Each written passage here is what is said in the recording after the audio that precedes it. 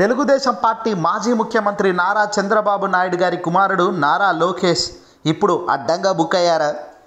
తాను చేసే తప్పే తనను ఇప్పుడు ఇరకాటంలో నెట్టేసిందా అంటే అవుననే సమాధానం వినబడుతుంది. తెలుగుదేశం పార్టీకి సంబంధించిన యువగలం పేరుతో ఓ కార్యక్రమం పెట్టుకున్న లోకేష్ నడుస్తూ పోతూ చాలామందిని బెదిరించారు.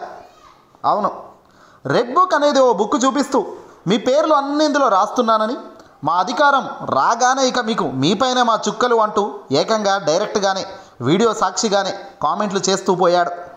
ఇప్పుడు ట్విస్ట్ ఏంటంటే ఇప్పుడు అదే ఇరకాటంలోకి నెట్టేసిందట. తెలుగుదేశం పార్టీ ప్రభుత్వ హయాంలో కుంభకోణాలపై అలాగే ఆ కేసుల దర్యాప్తులను ప్రభావితం చేసేలా, చాలా కీలక సాక్ష్యాలను ప్రభావితం చేసేలా, భయభ్రాంతులకు గురి చేసేలా నారా లోకేష్ వ్యవహరించిన తీరును అధికార పార్టీ ఇప్పుడు ఏకంగా సరైన టైంలో దెబ్బ కొట్టబోతుంది. అధికారులను బెదిరిస్తున్నారు అన్న సిఐడి పిటిషన్పై విచారణ విజయవాడ ఏసీబీ న్యాయస్థానంలో ఈ నెల 30కి వాయిదా వేసింది.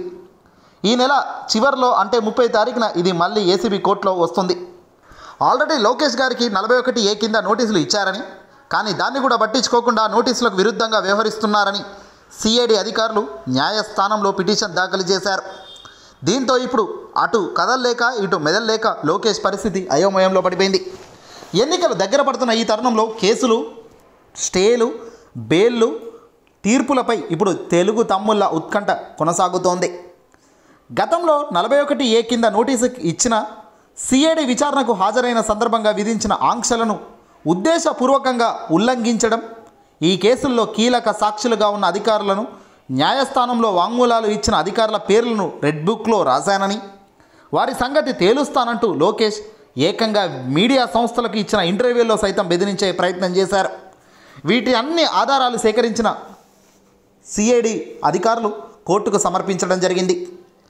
రెడ్ డైరీ పేరుతో కీలక సాక్షులను బెదిరిస్తున్న లోకేష్ను అరెస్టు చేసేందుకు అనుమతి ఇవ్వాలని కోరుతూ పిటిషన్లో కోరడం జరిగింది.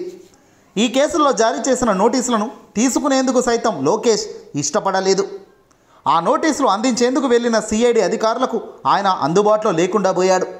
దీంతో నోటీసులు పోస్టుల్లో లోకేష్ నివాసానికి పంపారు. ఆ నోటీసులకు తీసుకునేందుకు సైతం లోకేష్ నిరాకరించడం, నోటీసులను లోకేష్ మొబైల్ నెంబర్కు వాట్సాప్ ద్వారా పంపించినా కూడా ఆయన స్పందించలేదట. దీంతో ఈ విషయాన్ని సిఐడి అధికారులు పూర్తిగా న్యాయస్థానం దృష్టికే తీసుకెళ్లారు. ఇది చాలా పెద్ద తప్పే, చంద్రబాబును ఇరకాటంలో పెట్టడం కాదా లోకేశం ఇది అని అంతా అంటున్నారు.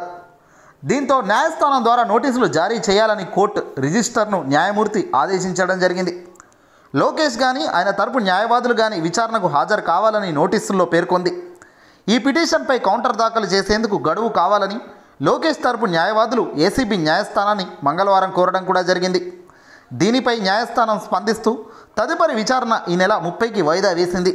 అనంతరం లోకేష్ ఇప్పుడు ఆధారాలతో చిక్కుల్లో చిక్కుకున్నారు.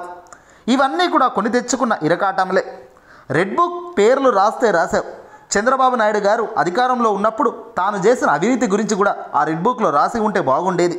అందులో మీ బాబు గారు ఎంత నొక్కారో అనేది కూడా లెక్కలు రాసి ఉంటే ఇంకా బాగుండేది అంటూ వైసీపీ నాయకులు ఇప్పుడు గట్టిగా కామెంట్లు చేస్తున్నారు.